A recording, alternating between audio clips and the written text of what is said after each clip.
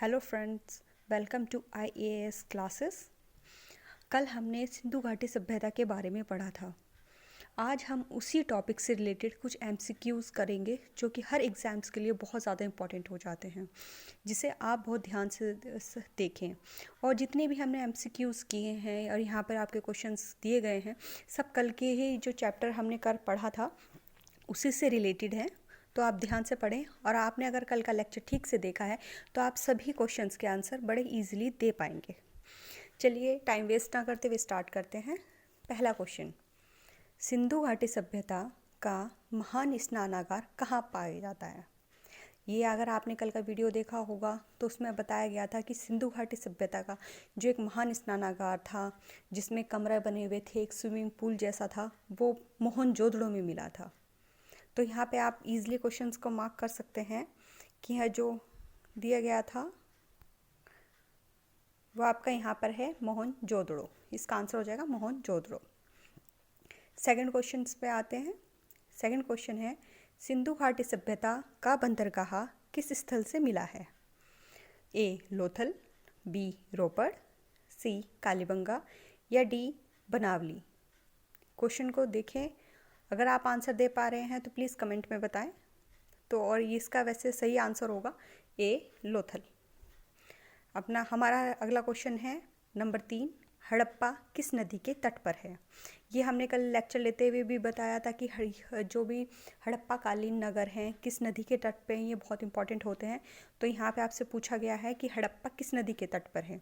ए Ravi, B Jhelum, सी व्यास, D Sutlej. तो यहाँ आपका आंसर है ए रावी। नेक्स्ट क्वेश्चन देखते हैं। नेक्स्ट क्वेश्चन नंबर 4, मोहनजोदड़ो किस नदी के तट पर है? ए सिंधु, बी रावी, सी झेलम या डी व्यास। इसका आंसर है ए सिंधु। जो मोहनजोदड़ो नगर है ये आपका सिंधु नदी के किनारे पे बसा हुआ है।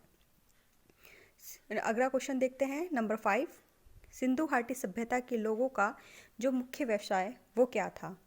कल जब हम चैप्टर पढ़ा रहे थे मैंने आपको बहुत अच्छे से बताया था कि जो सिंधु घाटी सभ्यता के लोग थे उनका मुख्य व्यवसाय व्यापार था। वो कृषि भी करते थे, पशुपालन भी था, लेकिन जो उस सभ्यता का नगरीकरण होने का जो मुख्य कारण था, मुख्य व्यवसाय था, वो आपका व्यापार था। अगला क्वेश्चन देखते हैं नंबर 6, सिंधु घाटी सभ्यता में धोलावीरा निम्नलिखित में से किसके लिए प्रसिद्ध है? ये वाला क्वेश्चन आप अगर ध्यान से देखें तो इस साल के ये जो 2020 का आईएएस क्वेश्चन पेपर था, आईएएस का प्रीलिम्स, उसमें भी ये क्वेश्चन इनडायरेक्टली पूछा गया था कि तो आप ये देख सकते हैं कि ये किस लिए फेमस था। ए चट्टान से निर्मित स्थापत्य, बी जल संरक्षण, सी बंदरगाह, डी मिट्टी के पात्र। इसका सही आंसर है बी जल संरक्षण। जो धोलावीरा था वो जल संरक्षण के लिए बहुत ही ज़्यादा फेमस था, क्योंकि वहाँ के लोगों ने जल को संरक्षण करने के लिए विभिन्न तरह के उपाय किए हुए थे। चलो अब नेक्स्ट को छोड़ते हैं, अगर नेक्स्ट क्वेश्चन की तरफ बढ़ते हैं। क्वेश्चन नंबर 7, ये जो है आईएएस 2011 में ये क्वेश्चन आपका आया था प्रीलिम्स में। तो आगे बढ़ते हैं। सिंधु घाटी सभ्यता के संदर्भ में निम्नलिखित कथनों पर विचार कीजिए।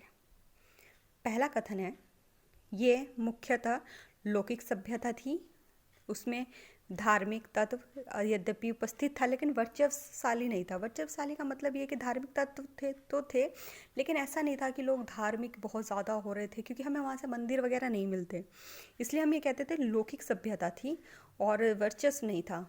तो आप ये देख सकते हैं, ये कथन पहले वाला सही होता है आपका। कथन नंबर 2, उस काल में भारत में कपास के वस्त्र बनाए जाते थे। बिल्कुल बनाए जाते थे, क्योंकि सबसे पहले कपास सिंधु घाटी सभ्यता में ही आया है। उस टाइम पे भी लोग कपास उगाते थे और उनके वस्त्र पहनते थे।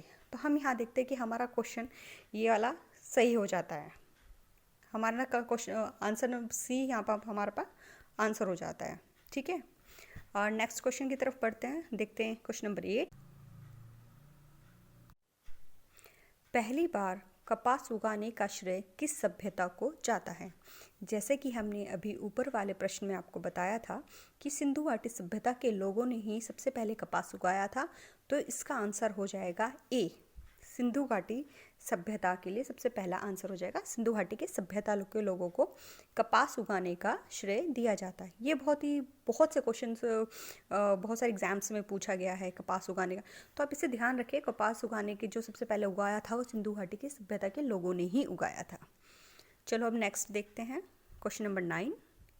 सिंधु सभ्यता के लोग किस धातु से अपरिचित थे? आप पहले सबसे क्वेश्चन आप ध्यान से पढ़ लें, ये पूछ रहा है अपरिचित थे। अपरिचित का मतलब कि उसे नहीं जानते थे। कल के चैप्टर में लेक्चर में भी आपको बताया था कि सिंधु सभ्यता के लोग किस धातु से अपरिचित थे। ए तांबा, बी कांसा, सी लोहा, डी सोना। देखिए तांबा का तो ये तांबा से भी परिचित थे, कांसे से भी थे क्योंकि तांबा और टीन मिला के कांसा बनाते थे, सोना से भी थे। ये जो अपरिचित थे वो लोहे से थे, तो इसका सही आंसर है लोहा। चलिए बढ़ते हैं नेक्स्ट क्वेश्चन की तरफ। क्वेश्चन नंबर 10 इसका है, जो क्वेश्चन है मृतकों का टीला किसे कहा जाता है? जो वहाँ से बहुत सारी डेड बॉडीज़ मिली है तो इसलिए मृतकों का टीला बोला जाता है। तो ये है आपका लोथल, ए, बी हड़प्पा, सी मोहनजोदड़ो, डी लरकाना। इसका सही आंसर होगा सी मोहनजोदड़ो। चलो नेक्स्ट बढ़ते हैं नेक्स्ट क्वेश्चन की तरफ। आपका नेक्स्ट क्वेश्चन है क्वेश्चन नंबर 11। सिंधु सभ्यता का स्थल कालीबंगा कहाँ पर स्थित है? देखिए, ए गुजरात, बी हरियाणा, सी राजस्थान, डी पंजाब। कल जब हम आपको ये चैप्टर पढ़ा रहे थे तभी बताया था कि हर जो हड़प्पा सभ्यता की जो शहर थे या उनके जो स्थल थे बहुत महत्वपूर्ण होते हैं, उन्हें आप स्टेट वाइज भी याद रखें। तो कालीबंगा कहाँ पर स्थित था? आपका सी राजस्थान। बढ़ते हैं नेक्स्ट क्वेश्चन की तरफ। हड़प्पा सभ्यता किस युग की थी? हड़प्पा जो सभ्यता थी वो किस युग में आई थी? कांस्य युग में, नवपाषाण युग में, पुरापाषाण या लौह युग? देखिए वो कांस्य युगीन सभ्यता थी क्योंकि इसी समय पे कांस्य बनना शुरू हुआ था। लोहा और टीन में लोहा नहीं, तांबा और टीन मिलाकर ही कांसा बनाया गया था, तो इसलिए कांस्य युगीन सभ्यता थी। देखते हैं नेक्स्ट क्वेश्चन। हड़प्पा सभ्यता के निवासी थे, कैसे निवासी थे वो?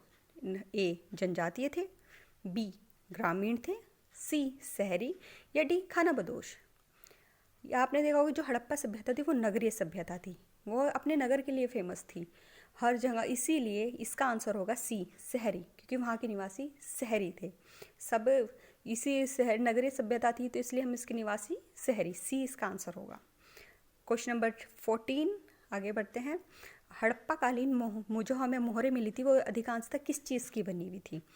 ए सेलखड़ी से, बी काचली मिट्टी से, सी गोमेद से व चाट से, व डी मिट्टी व कांसे से। इसका सही आंसर होगा ए सेलखड़ी। ये बहुत से एग्ज़ाम्स में आ चुका है, बहुत ज़्यादा एग्ज़ाम्स में आ चुका है, तो इसे ध्यान रखें, ये आपके लिए बहुत इंपॉर्टेंट हो जाता है। प्लीज़ इसे दिमाग में रखें। हड़प्पा मोहरें सबसे ज़्यादा सेलखड़ी से बनाई गई थी। बढ़ते हैं नेक्स्ट क्वेश्चन की तरफ। सिंधु घाटी स्थल राखीगढ़ी भारत के किस राज्य में है? राखीगढ़ी, ये भी बहुत जगह आपके पास का क्वेश्चन रिपीट हो चुका है, तो इसे ध्यान रखिए। राखीगढ़ी किस राज्य में है?